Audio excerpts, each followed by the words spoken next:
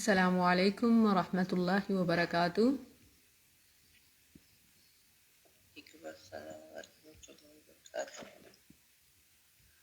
کیسی ہیں آپ؟ ٹھیک ہیں؟ الحمدللہ۔ اللہ عز و جل علم و عمل میں استقامت، رحمت، برکت نصیب فرمائے۔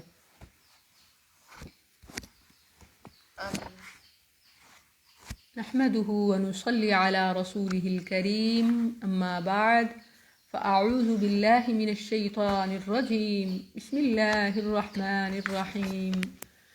رب اشرح لي صدري ويسر لي أمري واحلل عقدة من لساني يفقهوا قولي رب زدني علما۔ اللهم إنا نسألك علما نافعا ورزقا طيبا إبراهيم وعلى آل إبراهيم إنك حميد مجيد۔ اللهم بارك على محمد وعلى آل محمد كما باركت على إبراهيم وعلى آل إبراهيم إنك حميد مجيد۔ الحمد ویٹ اوائل، یہاں پہ کنیکشن بحال ہو جائے انٹرنیٹ کا۔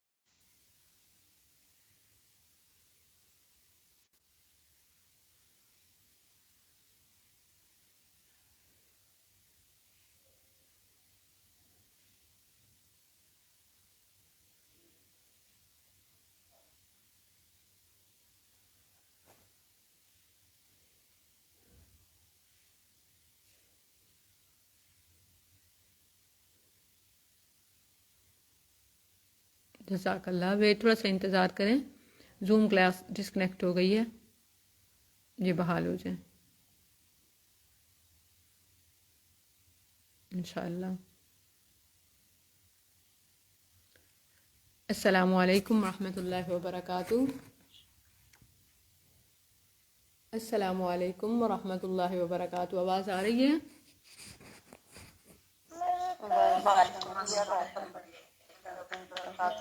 جی ٹھیک ہے، کنٹینیو کرتے ہیں۔ میں نے شروع کیا تھا، پھر درمیان میں آواز ڈسکنیکٹ ہو گئی تھی۔ ذرا آپ دیکھیے، فوکس کیجئے، آپ والیوم میوٹ رکھیں اپنے۔ جیسے آپ جانتی ہیں کہ سورہ السجدہ کا ہم آغاز کر رہے تھے، تو میں آپ کو بتا رہی تھی کہ السجدہ کے نام سے قرآن کریم میں 2 صورتیں ہیں، ایک اس پارے میں ہے، ایک آگے فمن اسلم پارے میں ہے۔ اچھا، 2 صورتیں ہیں السجدہ کے نام سے، تو یہ ہے الف لام میم تنزیل السجدہ، کیونکہ اس کا آغاز الف لام میم حروف مقطعات الف لام میم سے ہوتا ہے۔ وہ بھی تنزیل ہے، السجدہ بھی ہے، لیکن حامیم ہے، وہ حوامیم سے یعنی حامیم سے شروع ہونے والی صورتوں میں سے ہے، بلکہ پہلی صورت ہے۔ تو خیر اس کی تفصیل وہاں ہوگی، لیکن یہ فرق یاد رکھیں۔ اچھا، جب صرف السجدہ کہا جاتا ہے تو یہی صورت مراد ہوتی ہے۔ کیوں؟ کیونکہ حامیم تنزیل السجدہ کا نام فصلت بھی ہے، کیونکہ اس کے ساتھ ہی ابتدائی آیات میں اس میں کتاب فصلت آتا ہے۔ تو اکثر قرآن کریم کے نسخوں میں آپ کو سورہ فصلت اس کا نام ملے گا، لیکن بعض اوقات دونوں ہی صورتوں کا نام السجدہ آتا ہے، تو بعض اسٹوڈنٹس کنفیوز ہو جاتی ہیں۔ یہ ہے الف لام میم تنزیل السجدہ، اس کی آیت 15 جو آیت سجدہ بھی ہے اسی پر اس کا نام ہے۔ وہ کون سی آیت ہے؟ خروا سجدا، ایمان والے اللہ کے احکام کی قولاً عملاً اطاعت کا اظہار کرتے ہیں۔ سجدہ فزیکلی سجدہ بھی، اور بائی سیئنگ، اور اسی طرح بائی ایکٹنگ، قولاً عملاً، قولی فعلی اطاعت کا اظہار کرتے ہیں۔ تو اس کا نام اس کی آیت 15 میں ہے خروا سجدا۔ الف لام سے شروع ہونے والی ہے، تنزیل، تو الف لام میم تنزیل السجدہ۔ لیکن جو دوسری صورت ہے اس کا نام فصلت بھی آیا ہے، اور اگر السجدہ کہیں تو وہ حامیم تنزیل السجدہ ہے، اور صرف السجدہ ہو تو یہی صورت ہے، کیونکہ اس کا نام السجدہ کے ساتھ سورہ فصلت بھی ہے۔ اس صورت کے 3 رکوع ہیں اور 30 آیات ہیں۔ کتنی مختصر سی صورت ہے، لیکن اس کے جو موضوعات ہیں وہ اہم ترین ہیں۔ توحید، آخرت، رسالت، ان کے دلائل، اور پھر ایمان کی دعوت دینا اس کے اہم ترین موضوعات ہیں۔ جہاں تک رہی بعض صورتوں کی مخصوص فضیلتیں بھی آپ کو پتہ آئی ہیں، میں ان کی بات نہیں کر رہی جو گوگل اور یوٹیوب وغیرہ پہ بے بنیاد جھوٹی فضائل اعمال صورتوں اور آیتوں کے حوالے سے مشہور ہیں، بلکہ جو مستند ہوتی ہے جس صورت کی کوئی خاص فضیلت تو ہم صرف اسی کا تذکرہ کرتے ہیں۔ تو اس صورت کی فضیلت میں متفق علیہ حدیث ہے، یعنی بخاری مسلم میں ابو ہریرہ رضی اللہ عنہ سے مروی ہے کہ بروز جمعہ فجر کی نماز میں نبی کریم صلی اللہ علیہ وسلم الف لام میم تنزیل السجدہ اور سورۃ الدہر یعنی هل اتی علی الانسان پڑھا کرتے تھے۔ وہاں پھر کوئی انٹرنیٹ کا ایشو ہے، تھوڑا ویٹ کرنا پڑے گا۔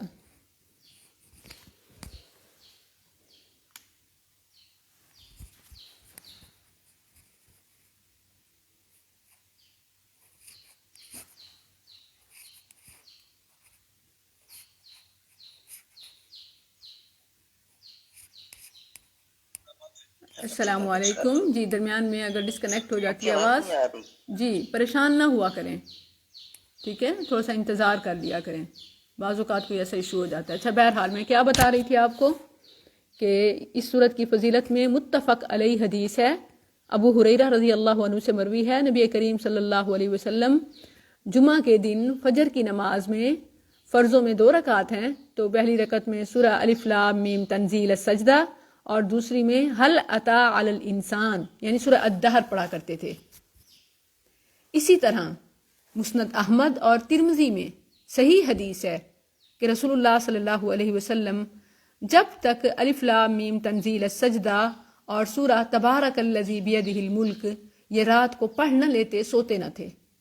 یہ جابر رضی اللہ عنہ بیان کرتے ہیں کہ نبی کریم صلی اللہ علیہ وسلم رات کو سونے سے پہلے یہ سورت الف لام میم تنزیل السجدہ اور جو 29ویں پارے کی پہلی سورت ہے تبارک الذی بیدہ الملک وہ پڑھ لیا کرتے تھے۔ آپ دیکھیں کہ میں کوئی رٹا ہوا پڑھ کے نہیں آپ کو سنا رہی لکھا ہوا، میں آپ کو سمجھانے کی کوشش کر رہی ہوں کہ اگر آپ پریزنٹیشن ڈے ٹیسٹ کلاس میں ان سب چیزوں کو ایون صرف سن لیں تو آپ کو آتی ہوں، لیکن وہ جو کنفیوژن ہوئی ہماری لاسٹ کلاس میں تو اس حوالے سے آپ دیکھ لیجئے کہ اہم چیز یہ ہوتی ہے کہ ہمارے عمل کا حصہ بنے، اور جو چیز عمل کا حصہ بنتی ہے پھر وہ بھولتی نہیں ہے۔ تو ہمارے عمل میں کیا ہونا چاہیے؟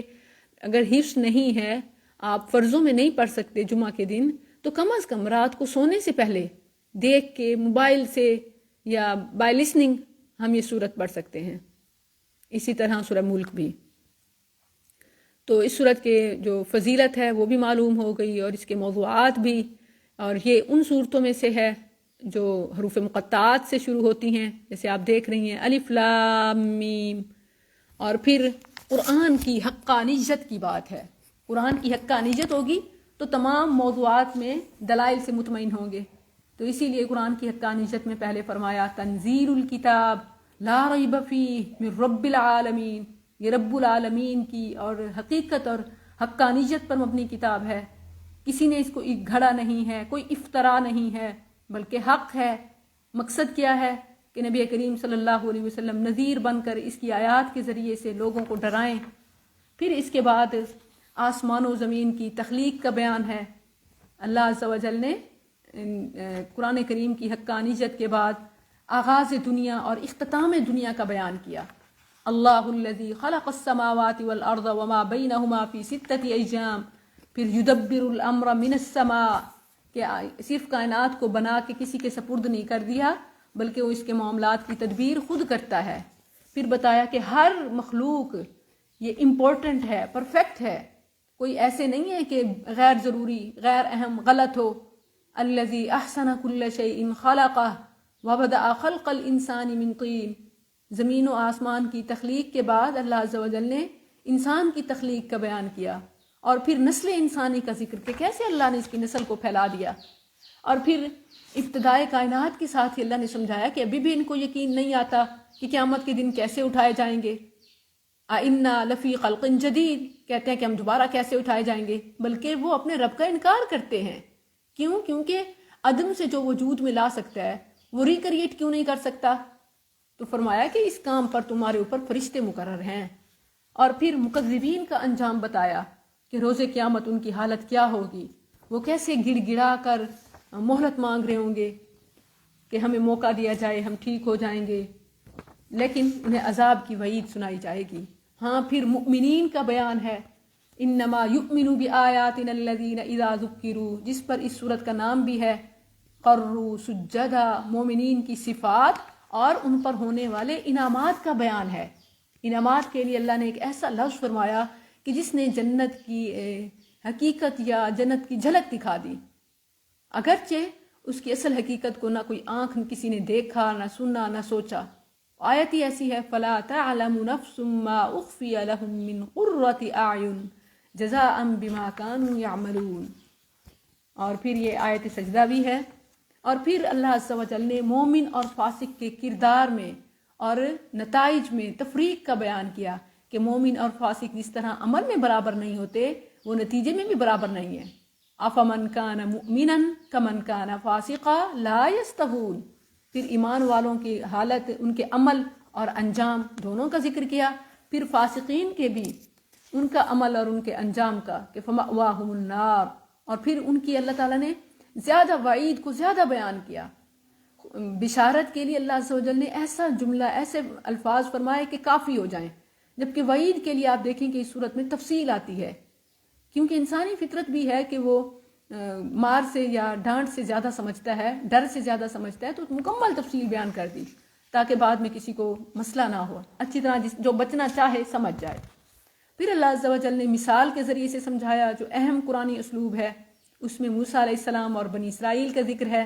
وَلَقَدْ آتَيْنَا مُوسَى الْكِتَابَ فَلَا تَكُنْ فِي مِرْيَةٍ مِّن لِقَائِهِ وَجَعَلْنَاهُ هُدًى لِبَنِي اسرائیل۔ اور پھر گزشتہ اقوام کی طرف سرسری اشارہ کہ کم اہلکنا من قبلہم من القرون یمشون فی مساکنہم، اپنی ترقی کو اور ٹیکنالوجی کو یہ ضمانت مت سمجھو، کتنی ہی اقوام جن کو بڑا غرور تھا زور بازو پر، وہ افرادی قوت میں، وسائل میں تم سے کہیں زیادہ تھے، وہ ہلاک ہو گئے، تو اس میں تمہارے لیے بڑی نشانیاں ہیں، ان فی ذالک لآیات افلا یسمعون۔ پھر اس کے علاوہ اللہ عز و جل نے زمین کی طرف توجہ دلاتے ہوئے فرمایا کہ اس پانی کو دیکھو، اللہ اس سے کیسے زندگی کو پھیلاتا ہے، اور پھر آخر میں پھر قیامت کا ذکر کہ جس سے اللہ نے قیامت کے دن کو یہاں نام دیا یوم الفتح، کہ وہ فیصلے کا، فتح کا دن ہے، کامیاب لوگوں کی تو فتح ہوگی، وہی فتح کا دن دوسروں کی ناکامی کا دن، نافرمانوں کی ناکامی کا دن ہوگا۔ لا ينفع الذین کفروا ایمانہم ولا هم ینظرون، کہ جنہوں نے کفر کیا ہوگا نہ انہیں مہلت دی جائے گی، نہ انہیں کوئی فائدہ ہوگا، بس قیامت کا حال ہی پوچھتے رہتے ہیں کہ کب ہوگی کب ہوگی۔ تو فرمایا کہ جب بھی ہوگی نا تو کافروں کو ان کا اس وقت ایمان لانا، قبول کرنا کوئی فائدہ یا مہلت نہیں دے گا۔ تو اے نبی آپ تبلیغ کرتے رہیں اور ان کی باتوں سے اعراض کریں، اور انتظار کریں، انہم منتظرون، کہ یہ بھی انتظار کرنے والے ہیں، یہ بھی منتظر ہیں، آپ بھی۔ قیامت کا دن یوم الفتح کا دن ہے، پتہ چل جائے گا کس کو فتح ملتی ہے اور کون مایوس ہوتے ہیں، کو ان کو نہ مہلت ملے گی اور نہ ہی کوئی منافع، نہ مہلت نہ منافع۔ لا ينفع الذین کفروا ایمانہم ولا هم ینظرون۔ تو کتنی آسان سی صورت ہے، اور پھر سمجھ کے پڑھنا، جب یعنی آپ 3 دنوں میں انشاءاللہ میری کوشش ہوگی کہ آپ اس کی تفسیر مکمل کر لیں، تو جب آپ اس کو سمجھ لیں گی تو آپ کے لیے ڈیلی پڑھنا سنت کے مطابق، میں آپ کو یہاں پر یعنی قائل کرنے کے لیے یا موٹیویٹ کرنے کے لیے جھوٹی فضیلتیں نہیں بتاتی۔ اس سورت کی روزانہ پڑھنے کے عمل میں آخر فضیلت تھی تو رسول اللہ صلی اللہ علیہ وسلم پڑھا کرتے۔ اہم کام ہے یہ، کتنے فضائل ہیں، برکات ہیں، وہ اللہ بہتر جانتا ہے، اس کے نبی صلی اللہ علیہ وسلم اس پر عمل کیا کرتے تھے۔ ہمارے لیے سنت میں ہی برکت اور فضیلت ہے، دیٹس اٹ۔ وگرنہ آپ دیکھیں کہ اب کری فلاں فلاں فلاں، ان مختلف مذہب کا اور فضیلت کا، روحانیت کا لبادہ اوڑھ کر عوام کو انہوں نے کتنا نقصان پہنچایا، بدنامی کا بھی سبب بنے اور محرومی کا بھی سبب بنے۔ خواہ مخواہ ایسی چیزوں کی فضیلت بیان کرنا جو بیان ہی نہیں ہوئی، اگرچہ وہ قرآن ہیں، ان کی اپنی جگہ ہر حرف پڑھنے پر ثواب ہے، مگر اپنی طرف سے اس کے باوجود بھی کوئی فضیلت یا عمل نہیں نکالا جا سکتا، تو جو مستند ہیں وہی کافی ہیں۔ اب دیکھیے سورت کا آغاز، بسم اللہ الرحمن الرحیم۔ اچھا، اس سورت کا جو ایک ہے نا پس منظر، یہ بھی آپ نوٹ کر لیں کہ یہ مکی سورت ہے، اور مکی دور کی بھی ابتدا میں نازل ہوئی، کہ اس میں ہمیں سختی نظر نہیں آتی، بس ایک تبلیغ ہے، دعوت ہے۔ اللہ عز و جل کی توحید اور نبی صلی اللہ علیہ وسلم کی رسالت، قرآن کی حقانیت اور آخرت۔ الف لام میم، الف لام میم حروف مقطعات، قطع اللہ علمہ عمن سوا، اور چونکہ یہ ایک منقطع بھی ہیں اس لیے بھی مقطعات کہا جاتا ہے۔ تنزیل الکتاب، تنزیل نازل کرنا، الکتاب اس قرآن کی طرف اشارہ، یہ کتاب کس کی طرف سے ہے، کیسی ہے؟ لا ریب فیہ، اس کتاب میں کوئی شک نہیں، من رب العالمین، جہانوں کے رب کی طرف سے۔ تو اس کے دو معنی ہیں، یعنی جہانوں کے رب کی یعنی منزل من اللہ ہونے میں کوئی شک نہیں، خالق کا کلام ہونے میں کوئی شک نہیں، اور اس کا جو پیغام ہے، میسیج ہے، اس کے سچا ہونے میں کوئی شک نہیں۔ یہ اوپن چیلنج ہے، اور اس کا اللہ عز و جل نے یقین نہ کرنے والوں کے لیے، شک کرنے والوں کے لیے ایک یوں بھی چیلنج کیا کہ وَإِن كُنتُمْ فِي رَيْبٍ مِّمَّا نَزَّلْنَا عَلَىٰ عَبْدِنَا فَأْتُوا بِسُورَةٍ مِّن مِّثْلِهِ۔ اوپن چیلنج ہے کہ اگر تمہیں یقین نہیں آتا نہیں خالق کا کلام ہے تو چلو اس کا کوئی آلٹرنیٹ پیش کر دو، اس جیسی کوئی کتاب لے آؤ، کوئی صورت ہی لے آؤ، پوری کتاب نہ سی، فَأْتُوا بِسُورَةٍ مِّن مِّثْلِهِ وَادْعُوا شُهَدَاءَكُم مِّن دُونِ اللَّهِ إِن كُنتُمْ صَادِقِينَ۔ جب یہ یعنی فیل ہوئے اور ہمیشہ ناکام رہیں گے، اب دیکھیں کہ ایون صرف یہی نہیں کہ آیات میں، بلکہ اگر نسل انسانی کے فائدے کے لیے، ترقی کے لیے اور دنیا میں امن عامہ کے لیے، صحت کے لیے اگر کوئی فارمولہ پیش کیا جائے تو آئے روز ایون ریسرچ رپورٹس اور رولز بدلتے رہتے ہیں۔ کبھی کسی چیز کو موت اور زہر اور ہلاکت قرار دیا جاتا ہے، پھر کچھ دنوں بعد نئے سائنسدان، نئے مفکرین، محققین غور کرتے ہیں اور آخر میں بتاتے ہیں کہ نہیں، وہ رپورٹ غلط تھی، اصل بات یہ ہے، اب یہ سامنے آیا ہے۔ اور اسی طرح کہیں کسی ملک میں کوئی بات جرم ہوتی ہے تو کہیں وہاں پر چھوٹ ہوتی ہے، کہیں قانون سزاؤں کو اب جو ہے وہ تعزیر سمجھا جاتا ہے، سخت سمجھا جاتا ہے، اور کہیں جو ہے اپنے ہی معاملے میں جان لے لی جاتی ہے، یعنی مختلف قسم کے۔ اور یاد رکھیں چونکہ یہ اللہ کی بنائی ہوئی کائنات ہے، تو جو اللہ نے قوانین اپنی کتاب میں بتائے ہیں وہی اس کے امن و امان میں اور انسانوں کے فائدے میں مؤثر ہیں۔ اس کے علاوہ انسانوں کے بنائے ہوئے وقتی طور پر یا کچھ لوگوں کو تو فائدہ دے سکتے ہیں، اوورآل نسل انسانی اور مخلوق کائنات، کائنات کی مخلوق، ساری مخلوق کے لیے امن والے اور بقا والے ہرگز نہیں ہو سکتے، خاص طور پر حقیقی کامیابی میں۔ تو یعنی لفظی اعتبار سے بھی اور معنوی اعتبار سے بھی جب یہ معلوم ہو گئے قرآن سچی کتاب ہے اور اللہ کی طرف سے ہے، تو پھر آگے دیکھو کہ اس کو یہ نہ کہو کہ یہ محمد صلی اللہ علیہ وسلم کی باتیں ہیں۔ پھر یہ پوچھا ام یقولون افترا، یعنی جب یہ بات اللہ نے فرما دی، نہ یہ لفظی طور پر نہ معنوی طور پر اس کا کوئی متبادل پیش نہیں کر سکتے، یہ سب ثابت ہو گیا، سچ ہو گیا، پھر بھی وہ کہتے ہیں، وہ ایمان نہیں لاتے۔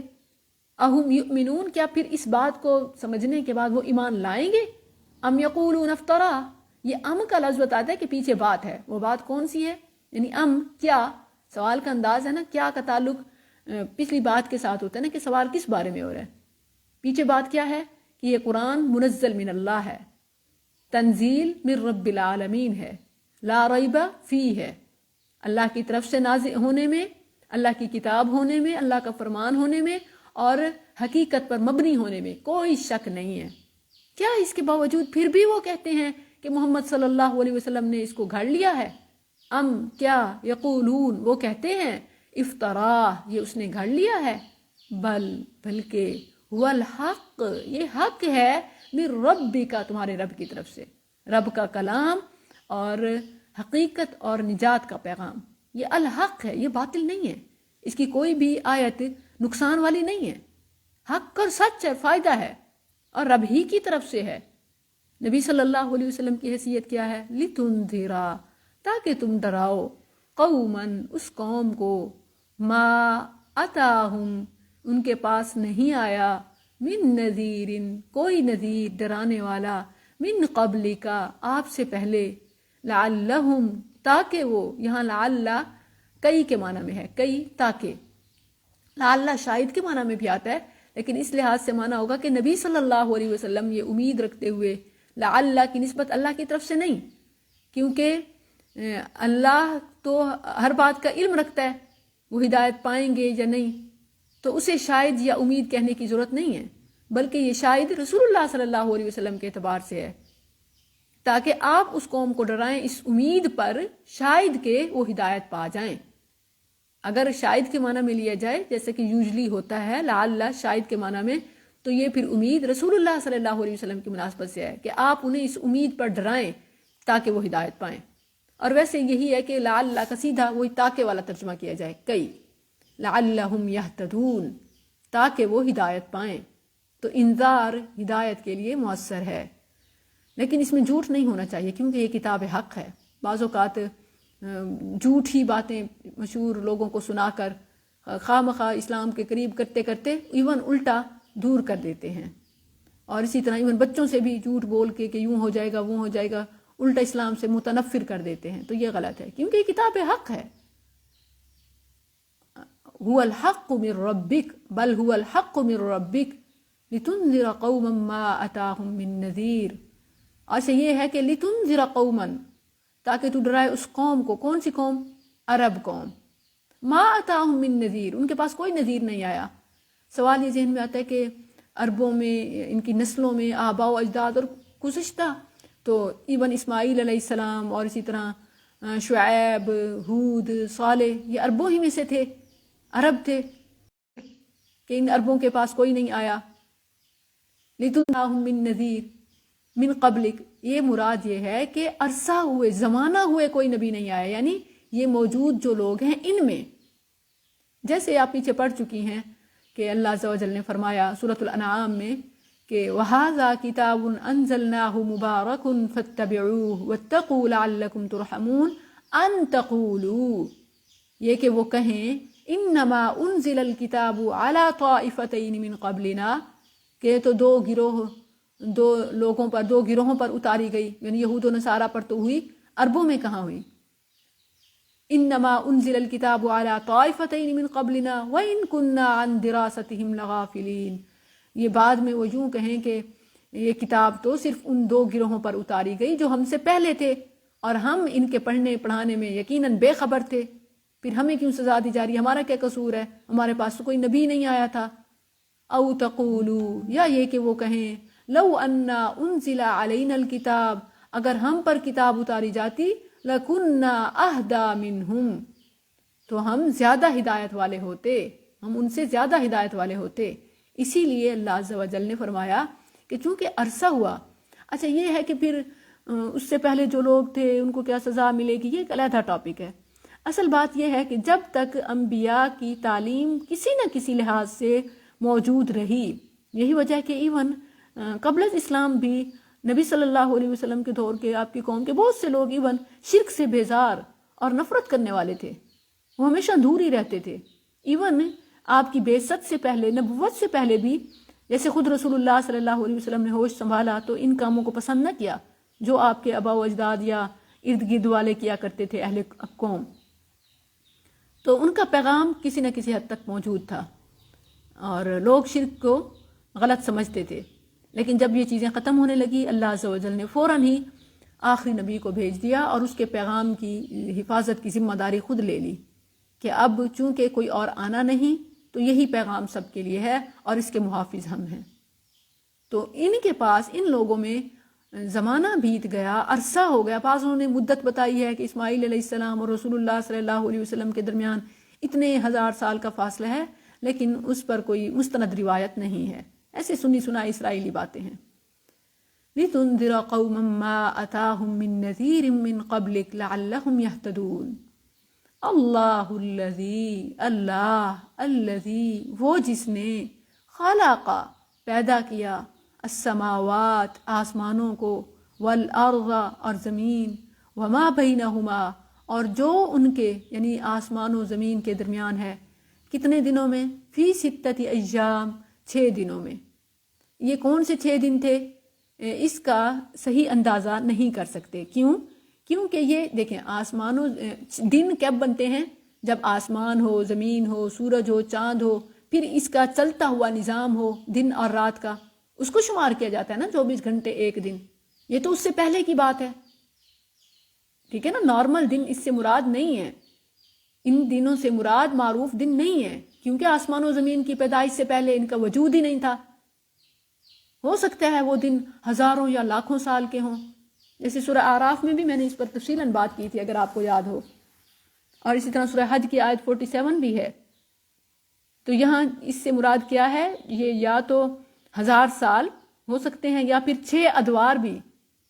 یوم اور قرآن کریم میں یوم مختلف معنوں میں آیا ہے، ہر لمحے کے لیے بھی آیا ہے، جیسے کل یوم ہوا فی شأن، اور یوم 24 گھنٹوں یعنی دن رات کے لیے بھی آیا ہے، اور اسی طرح ادوار کے لیے بھی۔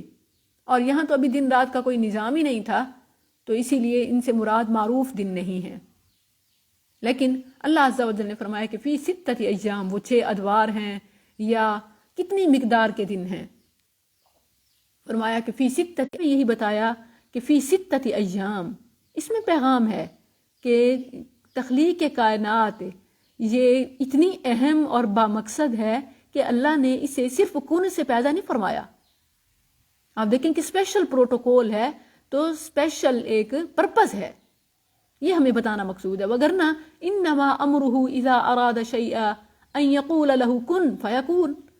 اللہ چاہتا تو نہ صرف آدم علیہ السلام کو بلکہ ہر چیز کو پوری دونی ہی، اس کے سوا من ولیج، کوئی مددگار، ایسا ولیج دوست کے معنی میں بھی آتا ہے وہ دوست جو مدد پر قادر ہو، تو اللہ کے سوا، اللہ کے مقابلے میں تو کوئی نہیں، ولا شفیع، اور نہ سفارش کرنے والا، افلا تتذکرون، سو کیا تم غور نہیں کرتے؟